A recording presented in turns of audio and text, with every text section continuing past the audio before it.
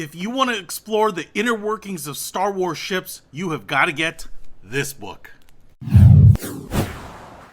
What's happening, Panda Nation? Peter Von Panda here. So, picked up this Star Wars Complete Vehicles. Incredible cross-sections is what it promises, and this is the new edition, so hopefully we'll have all the latest vehicles in it. But basically what I wanted to share with you here is that when I bought this sucker, I think it was like $35-36, and I was like, well, it's probably that expensive just because it's Star Wars, or probably paying like royalties or something. But I will tell you, as soon as I got this, even before I have opened it up, I'm impressed. I actually think this is a good value because what you probably can't see here is how bloody big this book is. It's got that pretty neon orange there, but it's huge.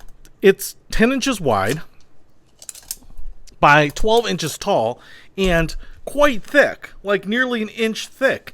I was shocked to see how big it really was because I didn't expect it. I kind of expected it to be, I don't know, 50, 100 illustrations, something like that. But this thing is pretty massive. So I'm just going to get that out of the way. If you get this, I bet you can spend a lot of time looking at this. It is really coffee table book size. And if I open it up, looks like we have, I don't know if this is a snow speeder, a little hard to tell there, but man, all right, you get this like tracked vehicle. Obviously, I'm not going to show you everything, but if you've been following the Star Wars saga and probably the Mandalorian and the latest movies and the episodic movies, there's the Delta class shuttle. I think that's what that dude on when he was going after Jyn Erso. Look at that. You can see in this back of this space shuttle or this spacecraft we have the Millennium Falcon here. So look at this.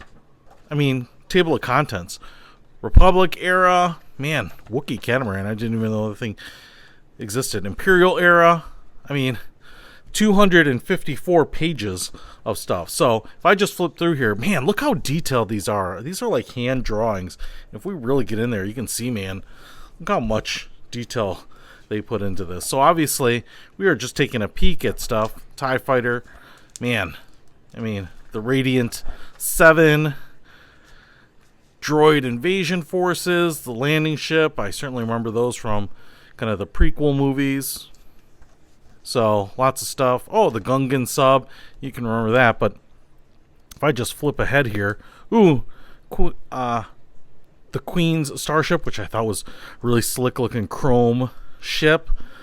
You can see all the little pod racers here. That's pretty cool. Sith infiltrator. I'm just gonna jump ahead a little bit here. Venator class star destroyer, so a little smaller. Tri-fighter. Didn't even know there was such a thing, but now I do. Jump ahead a little more here. TIE SK fighter.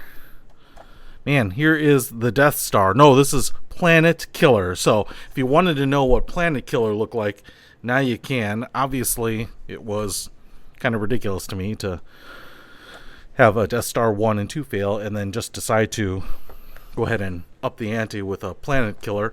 But look, T47 Airspeeder. I love these things. These were one of my favorites. Empire Strikes Back. They just look so cool. They look like little hovercrafts. Ooh, the Scout Speeder Bike. Oh man, this is one of those things that I wished, after watching Return of the Jedi, I wish they had figured out how to make somehow, because that would just be super cool. I know some guys are trying to make speeders using drone technology, you know, that would actually hold up a human being.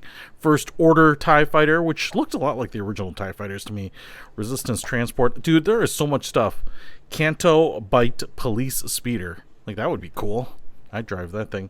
ATM-6, which was supposed to be like a really badass U-55 load lifter. Man, I mean, there's just, like I said, I'm jumping through in big blocks here just to kind of show you what is in here. But this is a huge book that you could probably spend a lot of time with. If you are a Star Trek junkie, Star Trek! If you're a Star Trek junkie, you should get the tech manual. But if you're a Star Wars junkie, I think this is going to give you just tons of stuff just to pour over. I mean, not only reading some of this stuff, but then to look at some of these detailed diagrams and just, man, someone thought about every little thing, where the pipes were, you know, everything, and illustrated this out. And I could just spend hours kind of looking at the little tiny things that someone thought about. Pretty crazy. Hey, if you want to pick up this book, I would hurry up and get one. It's pretty awesome. I'll put a link to it in the description below. Peter Von Panda, out.